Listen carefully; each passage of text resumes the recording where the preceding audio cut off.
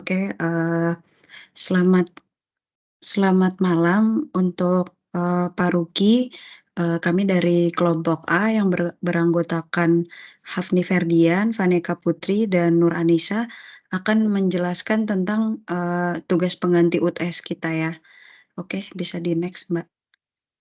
Nah, untuk outline dari tugas ini adalah yang pertama nanti ada penyiapan artifak, lalu ada proses write protection dan imaging, lalu ada analisis dan rekonstruksi forensik, sebelum sebelum format flash disk, lalu nanti ada analisis dan rekonstruksi forensik juga, pasca format flash disk.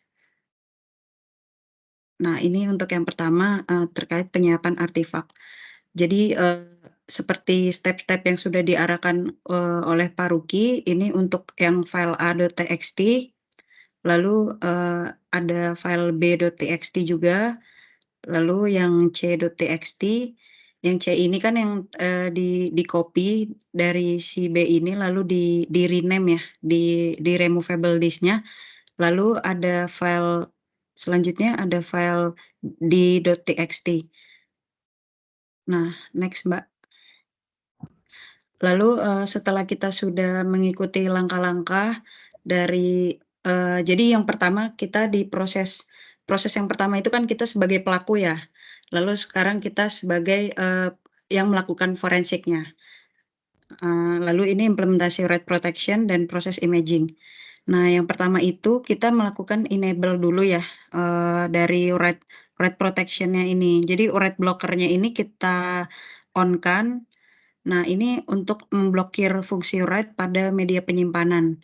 Jadi ini untuk memastikan tidak ada data baru yang bisa dituliskan ke media tersebut selama proses investigasi. Next, Mbak.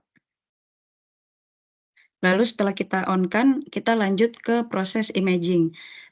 Pada proses imaging ini, tools pertama yang kita gunakan adalah FTK Imager. Nah, ini, pada slide ini kami sudah memberikan langkah-langkahnya dan step-step evidence dari, penggunaan FTK Imager tersebut. Yang pertama kita create this image-nya dulu, next, Mbak. Lalu kita, memilih untuk source evidence-nya. Lalu, selanjutnya kita, memilih untuk, source drive-nya yang kita format tadi removable-nya. Lalu next-nya kita, menentukan lokasi dan memberikan, nama filenya.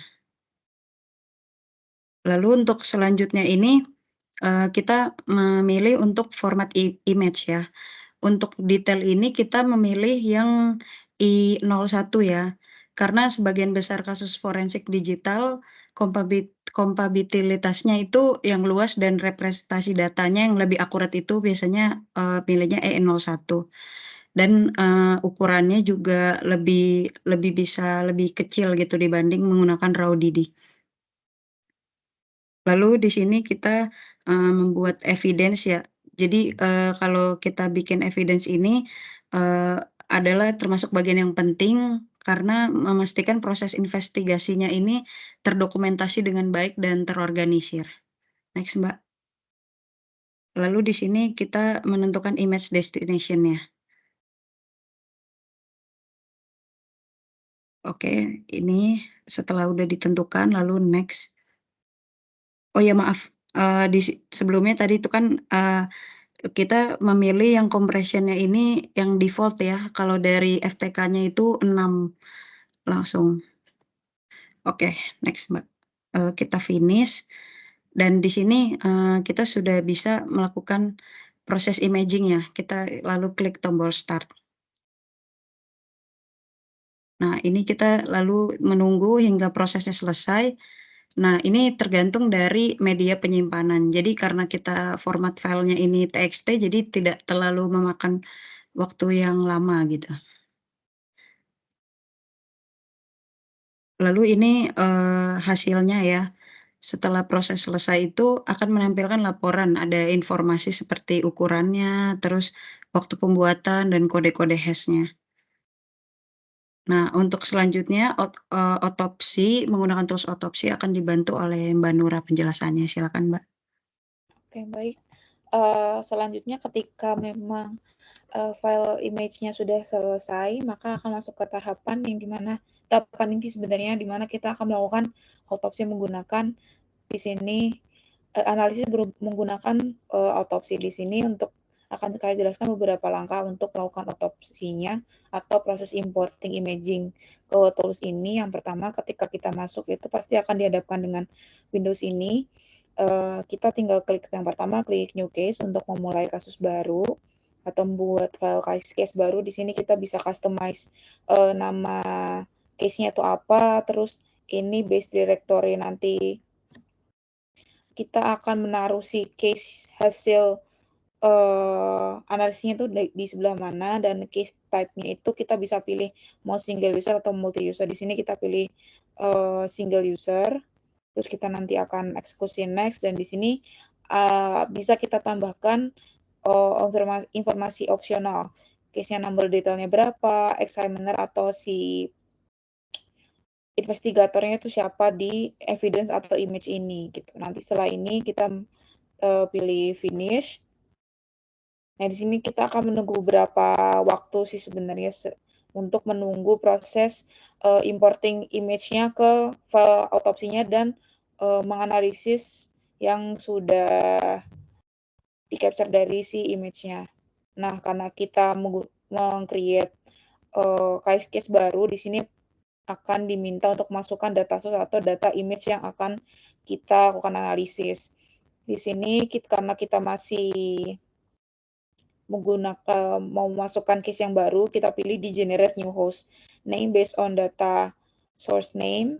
Untuk kedua, kita pilih data source-nya itu bentuknya apa, karena tadi itu kita hasil imaging-nya berupa disk image menggunakan FTK Imager, itu kita pilih yang disk image atau disk image or VM file ini. Lalu lanjutnya kita akan mengisi si data source-nya. Data source-nya ini sebenarnya mengisi path di mana kita meletakkan si file imaging yang sudah tadi kita proses. Dan kita bisa tentukan time zone-nya apa dan sektor size-nya. Terus di sini kita akan melakukan konfigurasi dari ingest-nya. Di sini itu kita akan custom apa saja sih yang perlu dilihat daripada file kita. Di sini yang dipilih itu adalah recent activity dari file.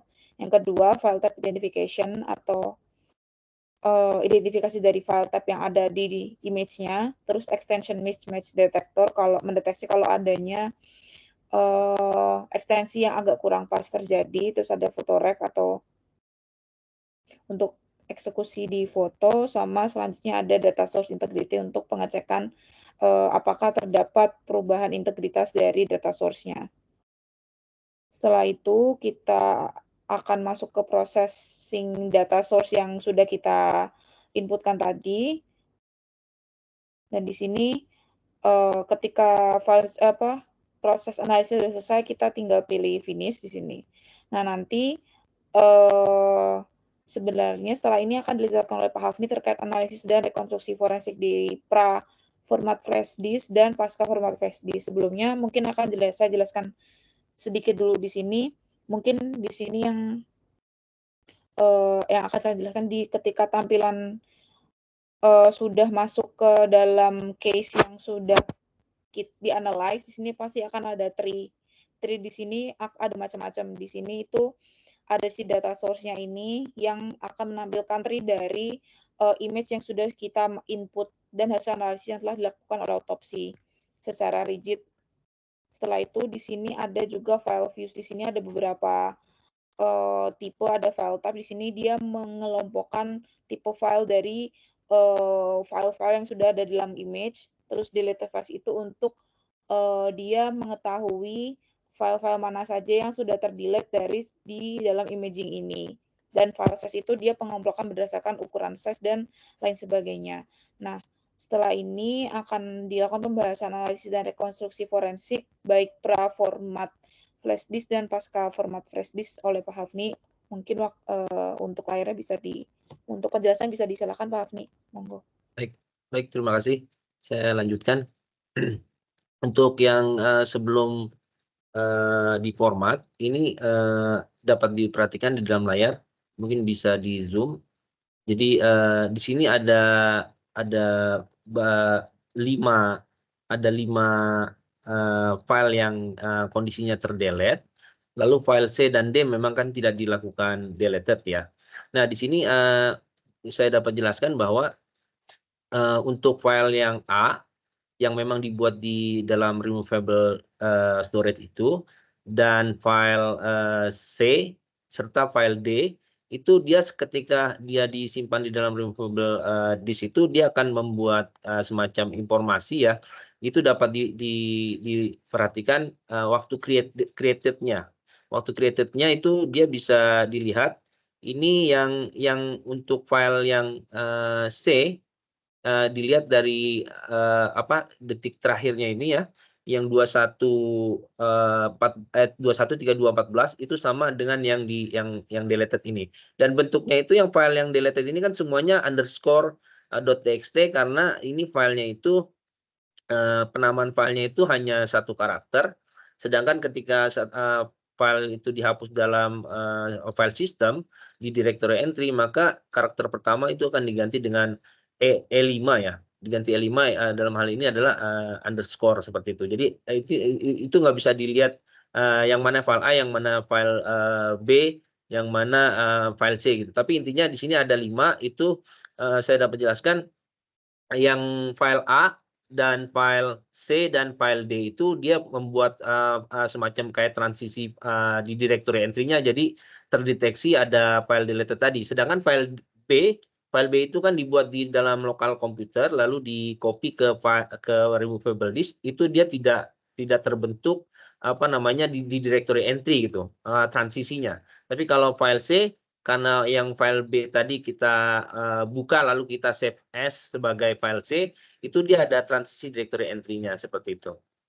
Nah, terus ini karena ada yang file D-nya, untuk file D-nya itu dia itu kan memang dibuat di removable disk, tapi kita juga buat di lokal komputer lalu di replace gitu. Jadi hasil yang tadi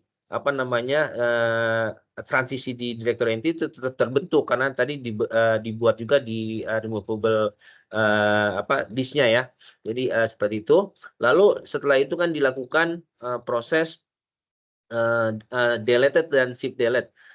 Untuk deleted yang A, lalu yang B-nya di shift delete. Ini dapat ditunjukkan, kita tunjukkan bahwa waktu kita melakukan langkah delete dan shift delete itu memang di warningnya juga sudah kelihatan ya, bahwa deleted dan shift delete itu tidak berpengaruh. Jadi itu akan biasanya kalau misalnya dia ada fungsi recycle bin misalnya ada kita mendelete atau dan shift delete di storage yang ada di lokal komputer itu, kalau kita delete dia nggak ada warning, dia langsung delete aja. Tapi kalau kita shift delete dia ada warning bahwa ini akan benar-benar permanen delete seperti itu. Tapi kalau kita delete dan shift delete di dalam removable media itu nggak akan ngaruh, dia akan tetap ada warning bahwa ini nggak bisa di recover seperti itu seperti normalnya. Jadi di sini dapat dijelaskan bahwa delete atau shift delete itu tidak berpengaruh karena tidak adanya recycle bin dalam removable storage gitu. Tapi dalam hal ini sebelum di quick format ini file A dan file B-nya itu bisa direkonstruksi ya. Jadi tetap ada kontennya ada, terus juga create date modified-nya itu ada ya. Cuman di sini yang aksesnya ini karena dia itu jenis filenya adalah file txt yang tidak mempunyai internal metadata, tidak seperti file Office yang Word atau Excel gitu. Jadi dia metadatanya itu hanya tergantung dari metadata dari file system seperti itu. Jadi membuat rekonstruksi yang seperti ada waktu tunggu, kita hanya buka, mengakses saja, lalu kita tutup, itu nggak akan bisa kelihatan di dalam analisisnya gitu. Karena ini filenya jenisnya file text, plain text gitu, bukan file yang kompleks seperti file Office yang mempunyai internal metadata sendiri begitu. Lalu di sini bisa diperhatikan yang tadi saya sudah sampaikan bahwa file A itu masih bisa direkonstruksi dan dia kontennya ada. Itu di file yang nomor 2 itu misalnya di file nomor 2 ini. Ini. Jadi dia itunya namanya tetap sama ya, karena memang penamaannya itu hanya satu karakter tadi, jadi kita nggak bisa bedakan. Cuman di dalam kontennya kita memang tuliskan ya, ini adalah kalimat pertama untuk disimpan dalam file A gitu. Jadi memang ini adalah file A seperti itu. Jadi bisa direkonstruksi untuk yang file A, terus yang file B-nya juga bisa direkonstruksi gitu. File B-nya bisa direkonstruksi, cuman sekali lagi nama filenya akan sama gitu, karena jenis nama filenya itu hanya satu karakter gitu. Lalu setelah misalnya kan ada di pelangkah nomor 19 kita lakukan quick format. Quick format itu lalu kita coba masukkan lagi ke dalam otopsi. Nah, quick format ini sebenarnya dia hanya menghapus menghapus file sistemnya gitu. File sistemnya diformat ulang, directory entry-nya dihapus begitu. Karena tadi directory entry-nya dihapus, maka informasi internal metadatanya itu akan hilang, nama-nama filenya itu akan hilang, dan ketika kita tambahkan di otopsi, kontennya itu tetap masih bisa direkonstruksi ya kontennya. Cuman kalau dia formatnya nggak quick, itu dia nggak bisa direkonstruksi seperti itu. Nah, ini dapat diperhatikan setelah kita lakukan quick format, itu seluruh file yang tadinya ada di dalam flash disk itu tetap ada kontennya ya. Cuman tinggal penamaannya di sini yang tidak ada lagi penamaannya, karena namingnya itu adanya di directory entry-nya itu sudah diformat gitu, sudah dihapus ulang. Nah, di sini otopsi melakukan rekonstruksinya itu berdasarkan blok daripada sektor. Di sini bisa kelihatan bahwa di dalam sini ada 4 blok ya, 4 blok. Nah, ini 4 blok ini masing-masing untuk file A, B, C, dan D gitu. A, B, C, dan D. Cuma untuk yang karena di sini dia itu filenya kecil, maka dianggap ini satu blok gitu, satu blok di yang urutan yang terakhir itu. Jadi itu bisa diperhatikan dari sektor awal di sekitar 9 di offset 945 itu dan sampai 108 itu keseluruhan gitu, keseluruhan blok offsetnya. Jadi ini digabung sepertinya, digabung di sini kelihatan kontennya itu jadi satu ya. Walaupun kalau kita buka secara heksa itu dia terpisah berdasarkan sektornya. Jadi yang untuk file A itu menempati di klaster pertama gitu. Yang file B di klaster kedua, file C di klaster ketiga seperti itu. Cuman karena di sini dia kecil, jadi seakan-akan itu satu file, padahal sebenarnya bukan satu file gitu, seperti itu. Next, Mbak. Oke, baik, terkait dengan presentasi tugas pengganti UTS ini dari kelompok kami dicukupkan. Kami tutup. Selamat malam. Terima kasih. Terima kasih. Oke, sip. Ntar ini udah di